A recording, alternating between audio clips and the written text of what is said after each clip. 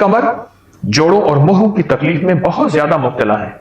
एक दूध का कप लीजिए, आप प्याला ले लें, गर्म दूध हो, उबला हुआ हो, खालिस दूध हो, उसमें एक अंडा डालिए, अगर देसी मिल जाए और वाकई देसी है तो सुभान अल्लाह, और उसमें शहद डाल दीजिए। दूध हो, अंडा हो और शहद हो, बस अब ये मिक्स करें, मिलाएं, यानी एक अंडा, एक बड़ा चम्मच शहद उसमें डालें और खूब मिलाएं, इसको घोंट घोंट पिए।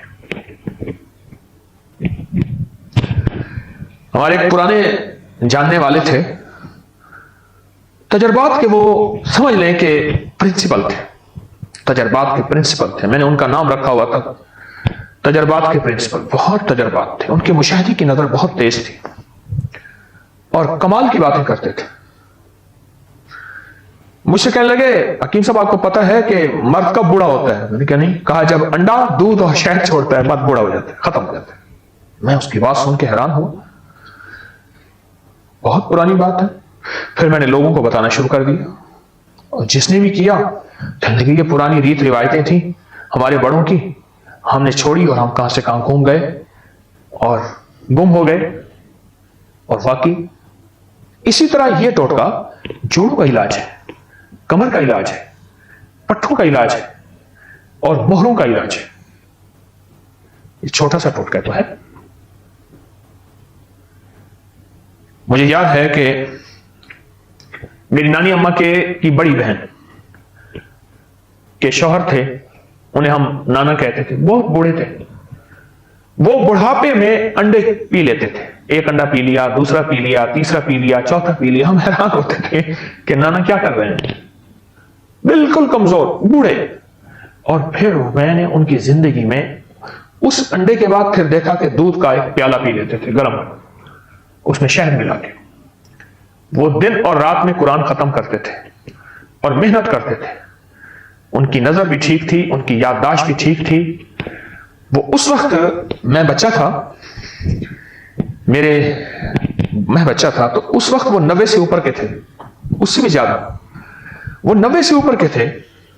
वो कुरान पाक पढ़ते थे और उस वक्त मैंने देखा कि उनका कुरान पाक बोसीदा हो गया था।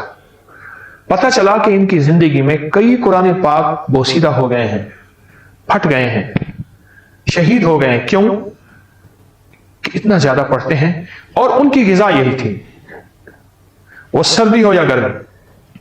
लेकिन आपसे एक अर्ज करूंगा, क्योंकि आप आदी नहीं हैं, आप एक एक अंडा करके लीजिए, थोड़ा थोड़ा करके अपने जिस्म को इसका आदी बनाइए। तो मैं अर्ज करूंगा कि आप पहले एक अंडा, एक कप दूध और एक थोड़ा सा शहद, उसको मामूल में ले आए, उसको मामूल में ले आए। फिर आहिस्ता आहिस्ता आप, क्योंकि मैंने नाना की जिंदगी में देखा, शायद उनका तो सारी जिंदगी का ये निजाम था, उन्होंने मुर्गियां अपनी रखी हुई थी और मुर्गियां अंडा देती थी और बाजू का शोर शराबा भी होता था कि फलां जो है अंडा चुरा के ले गया। तो उनकी तो अंडे खाने का मिजाज था, उनकी तबीयत का हिस्सा बन गया था। फिर उनके लिए गर्मी सर्दी कुछ नहीं थी, फिर उनका एक उम्र का हिस्सा था।